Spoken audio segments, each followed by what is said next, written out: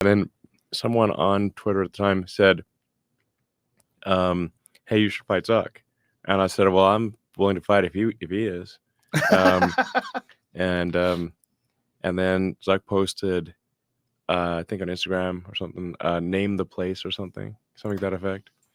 And I was like, okay, how about the Vegas Octagon? And then Italy actually was willing to let us use the Coliseum. So then I was like, well, can't turn that down, Yeah. And then I was like, well, if it's gonna be in the Coliseum, we're not like, I like UFC and everything, but we don't have like tons of ads and UFC branding on the Coliseum because it's a historical, play. It's a history, it's a place of great history. You don't want to just have it be all like NASCAR. Right. So then and then Zuck pulled out. What? Wait. No. I don't think you could just say, and then Zuck pulled out. Elon's like, yo, let's go to your house. And there's so much more to the story. And I don't know everything, but I definitely know there's way more than we just heard. To the point where Elon was like live streaming himself on full self-driving, wanting to go to Zuck's house to fight Zuck at his house.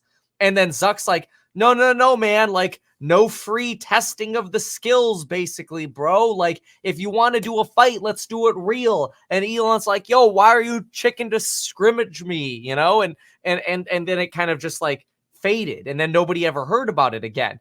Zuck's kind of like, well, hit me up when you're actually serious about having a real fight as opposed to a backyard fight. But now Elon's here saying, he backed out. Bro, no. Like, even Elon supporters should call bullshit on that right there. No. So he pulled out of it? He pulled out of it? Yeah. No. Oh. What was the narrative? What'd you hear, Jamie? Yes, Joe! Yes! Well, listen, I'm willing to. So he was like, "Oh no, it's got to be." Dude, I love Joe's sus right here. I love Joe sussing this out, dude. Let's go. UFC rules. I'm like, well, okay, we're gonna have UFC rules in the Coliseum. It's fine, but we just don't want to have. We got to respect the historical integrity of the place. The Coliseum just seems like the coolest place to do it. Yeah. That's why. And then Elon distracts, and then Elon flips and distracts. No way. Elon flips it and turns it into, basically, let's go back to talking about the Coliseum. Oh, no. I mean, it's like Gladiator, come on. And if they said it's okay. Yeah. So he just wants it to be in the actual UFC, like in Vegas. Yeah, so then he said, "Oh well, he accused me of not being serious." And I said, "Look, listen. At the end of the day, if I'll fight you any place, anywhere, under any rules." Oh, Zuck, that's what I said. Wow. So I'm, name the. He said name the place. I'm like, I'm happy to fight him in a house, on a mouse, with a louse. We'd like go full Dr. Seuss here. Now, how much time? I'm way bigger than him. This is unfair. I know you. I don't think you should fight me because you're so much bigger than him. Yeah, I'm like 50% bigger than him. Yeah, I'll just use I've got my patented walrus move. And now he's doing the angle of, well, I would have won anyway. Zuck shouldn't fight me anyway. Oh, dude, no, twisted narrative. Lie on him. Well, like walrus doesn't need martial arts training. Right. Because it's really big. You don't want to go wrestling a walrus. Right. Because he's going to roll on you. Have you ever rolled with someone who's much smaller? Keep in mind, I found a Zuck post. Zuck said Elon won't confirm a date, then says he needs surgery. Now asks to do a practice round in my backyard. If Elon ever gets serious about a real date and official event, he knows how to reach me. Otherwise, time to move on. I'm going to focus on competing with people who take the sport seriously. That's not Musk or Zuck backing out. I'm just trying to be factual here, and I can't defend Musk on that. And I think I think Joe Rogan here. I mean, look at his face. Look at Joe Rogan's face. Joe Rogan's like, "You're a shyster, Musk, aren't you?" Come on, dude. It totally is sussing it out. Smaller than you that does jujitsu? Yes. You Lex. Yeah. Yeah. No, I did Yeah. 10 years of martial arts. How much have you trained personally? I did for a decade of it. Well, you did a lot of karate, right? I did Judo. Judo, Shinkai, karate. Yeah. I did some jujitsu, taekwondo, street fighting, which was involuntary. I'm, I think I'd be decent. I did martial arts competitions when I was a teenager.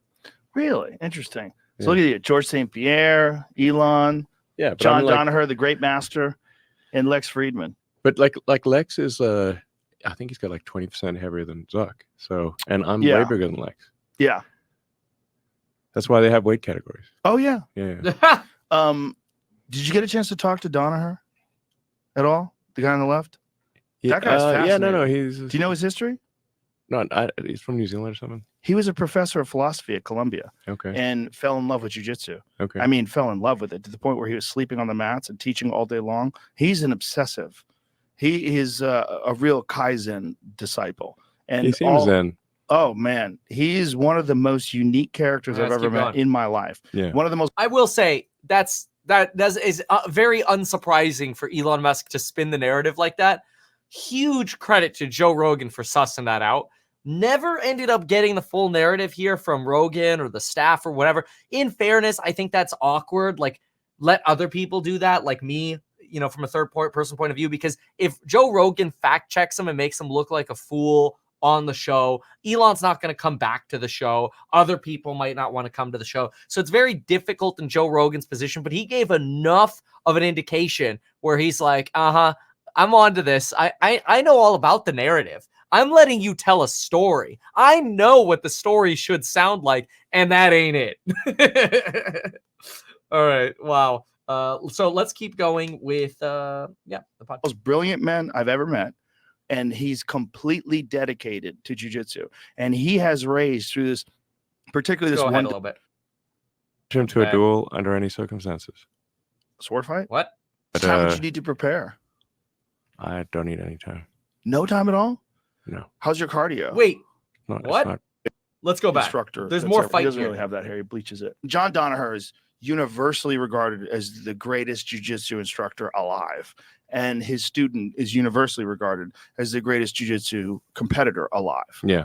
And it is because John is like a complete, like a guy out of a superhero book. Mm-hmm. Like you're not going to find another one of those. A guy with a genius level IQ who's you talk to him, he's fascinating. And he is obsessed with combat sports, warfare, like strategy. Yeah. Brilliant guy. Yeah. Okay. Where is it? Brilliant. But no, I was impressed when I met him. Yeah. I mean, the things that like, if I was fighting someone where I was not much bigger than them, then I would be more concerned. How much time would you need to prepare? I like how Elon is that. Okay, Elon's now backtracking here. Joe Rogan just went on a whole tangent on somebody totally different. And now Elon's, in this defensive position, right? His hands are it's defensive. It's like self-soothing when you sit like this or you sit with your arms like this. He hasn't been sitting like that. He's been sitting pretty casually most of the time. Now he realizes he just said something that was a fib. And now he's after Joe Rogan's entire rant on somebody totally unrelated. It wasn't really a rant, it was a discussion. Elon Musk goes back to the Zuck issue. Let's listen to how he tries to unbury himself from this. Prepare. I don't need any time. No time at all? No. How's your cardio? No, Let me back if I that was up. fighting someone How much time do you need to prepare? where I was not much bigger than them, then I would be more concerned. How much time would you need to prepare? I don't need any time. No time at all? No. How's your cardio? No, it's not. That will not be a factor. Really? Yeah. I mean, what's the likelihood of this actually happening? I'm willing to do it anytime, anywhere, any place, any rule. Well, I think stating it this way might accelerate this process, Great. especially on this platform. I mean, I challenge him to a duel under any circumstances. Sword fight? Sure. Jesus. That's not Pistols necessary. at dawn. That's not necessary. I think physical hand to Nerf hand. guns at noon. Yeah, Nerf guns at noon. Well, you could slash it out in the metaverse, but in the real world, listen. There's just a reason they have weight categories. You know, so you know, there's a friend of mine who is pretty good at fighting, but she weighs about half of what I do, and I said, let me show you why there's weight categories in fighting.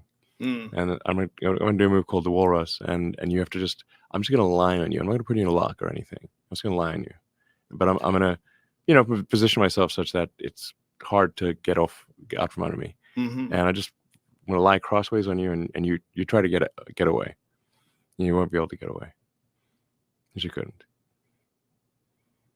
Just, you know, like if Joe's like, I don't know about that, man. It takes somebody with skills, man. Don't just rely on a weight sandbag here. horse falls on you, right? You can get trapped under a horse. Right, but you're not a horse. What do you weigh? About 230? Yeah, 240. Yeah. So no, I'm not a horse, but I'm saying in the limit, if something's heavy enough, like, you know, if a horse falls on you and dies, you can get trapped under a horse and not be able to get yourself out. Right. A horse weighs 1,500 to 2,000 pounds on average. Right. But if someone's good enough, I mean, I'm sure you've seen like absolute weight classes in jiu-jitsu where you'll get a 145-pound competitor who strangles a 220-pound competitor, and they're both well trained. Because if someone is that's good, unlikely. It's not unlikely. It happens quite often. Okay. When you get elite competitors, like elite black belts at the 145, 155-pound weight limit, you'd be shocked. There's a ton of videos of these guys who will strangle much larger black belts. Yeah, I'm not saying it's impossible. It's just not highly unlikely. And if this were not the case, there would not be strict weight categories in martial arts. That is true. Yeah, that is true. But very strict. I don't know about that. I think the weight categories are to equalize the fairness, right? Because at that advanced level of training, even a 2 or 3% edge makes a difference, right? At scale, 2 or 3% edge, because let's say you're larger than somebody else and you're equally trained, but you're larger and you win solely because you weigh 60 pounds more, but you've both equally trained your whole lives the same, and you have that 2 or 3% edge. That is the fairness that weight categories are trying to balance. Elon is making this argument that weight categories exist because if you're 60 pounds higher, you will basically 99% of fights win just by lying down on somebody. And Joe Rogan's here like, I don't know, man. There's some pretty, skinny dudes who are really skilled who take down big people. Elon's like, nah, chances are slim to none. Like, Elon's implying weight categories exist to prevent this impossible extreme. I think weight categories exist to level the playing field by shaving off even those small percentage of gains between equally trained individuals. I guess that's on to everybody's opinion, though. Reason why they allow absolutes in jiu-jitsu is because it is the thrill of watching these smaller people go against much larger people, and sometimes they win. No, I just like armies, when the people take note when a small army defeats a big army because it is so unusual. Yes, not because it's normal. Right. If there's it was 2 against 10,000, and boy, did we beat those two guys up. More likely what happens. If you're severely outnumbered, you will lose, almost certainly. So look at the size difference between these two guys. Play it out. Well, it's the end of the video. This is Mikey Musumeci, who is another fascinating individual. This guy is another super genius who trains every day, 12 hours a day. And he is competing against a black belt in the heavyweight division. Mikey Musumeci might weigh 145 pounds, and he beats this guy. Guy doesn't look to be in super great shape. Part where the beating is. Here? It seemed like he got penalties or something. Oh, they pushed him out of bounds? I don't know what that one on the I think they're out of bounds. Okay. That's all that was. That's just out of bounds. So scoot ahead to see what happens when in he his guard. What happened? I'm not saying it's impossible. It's just very unlikely. Oh, so he won by points? Yeah, that's why I wasn't sure. Okay, so he won by points. I think you're making the point for me here. Yeah. Well, in that case, that guy's strangled a lot of much larger people than him. But again, he's Yeah. extraordinary. He's a world champion. He's a world champion for ONE, which is this huge organization in Singapore. They do these events where they have all kinds of different martial arts. They have MMA, Thai boxing. Yeah. Yeah. So you would do it under any rules? Sure. All right, let's go. I like it. I like the fact that you're interested in doing this. It's fun. It makes it fun. Yeah. I mean, I could, this could be an exercise in hubris. Yeah, there's some regret there. Find out. Yeah. We can find out. I like the fact that Zuck's interested in it too. I like the fact that he trains so much. Yeah. I mean, there aren't very many ways to actually, if you stick to the rules of jiu-jitsu, like for example, if you want to put someone in an arm lock, you have to be able to extend their arm. Mm-hmm. And if somebody is strong enough that you cannot extend their arm, then you're limited to chokes, and and you can do an arm lock across the groin with both arms and legs, like Hoist Gracie did upside down, and I think it was like the third UFC fight or something like that. Yeah, but he was pretty severely damaged. That was when he fought Chemo. Yeah, that enormous guy. Yeah, and he did upside down arm lock across the groin because he could not do an arm lock, a sort of sidebar arm lock. So, but after that, people were like wise to that move. So they were like, we're not going to be allow themselves to get an arm lock across the groin without, that was like overconfidence, I think. Well, it was exhaustion. I mean, they fought like tooth and nail for something like 7 or 8 minutes, and Hoist survived and then eventually wore the guy. Well, when you're a big steroided up guy like that too, the oxygen depletion, like the amount let's fast forward a little bit. So that's the fight portion. Have to say, Elon really tried to backtrack the oops, Mark Zuck backed out. The only way he was able to backtrack off of Mark Zuck backed out was basically by committing to being willing to fight Mark Zuck anytime, anywhere. So he's kind of reactivating the whole fight thing, even though he probably didn't mean to. He kind of had to because he called out Zuck for backing out, even though that wasn't true. Interesting move. All right, what else we got here? Fast forward a bit. UFC is not just jiu-jitsu. You can punch people. Yeah, let's keep going. So the one where he bit the ear off? No, this is that's Mike Tyson, Evander Holyfield. That's from the 90s. Yeah. No, this fight that took place this last weekend. Francis Ngannou, who was the UFC heavyweight champion, he vacated the belt so he could take this fight with Tyson Fury. More fighting. Let's keep going. I knew you would take it easy on me in the first round. So the only way I'm going to knock him over is momentum.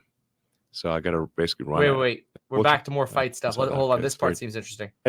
I had like some childhood injuries. Like I said, I was in some pretty severe fights as a kid. Like really, I was almost killed at one point. So really, what happened?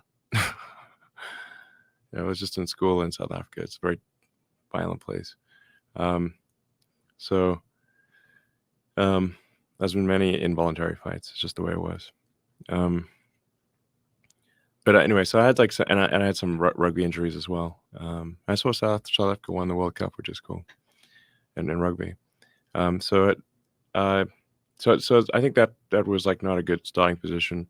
But then the world champion sumo wrestlers, they did kind of like a demo bout for my birthday. And since it was my birthday, they call up the birthday boy and say like, hey, do you want to sumo wrestle? This is where it's a similar weight differential. He was 50% heavier than me. So I don't know, 360, 370 pounds. I knew he'd take it easy on me in the first round. So the only way I'm going to knock him over is momentum. So I got to basically run at him. So I did. Run at him, did a judo throw, knocked him over, and smashed a disc in my neck in the process. Oh, yeah. It'd be like running at that wall. If you run at a wall, it's gonna hurt. Did you have to get it fused or anything? Yeah. Oh man. Yeah. So it's like you can knock over someone. You can defeat someone bigger than you if you're willing to smash a disc in your neck.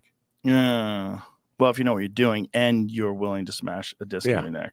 Those two things. So he wasn't expecting me to be a total lunatic on round one.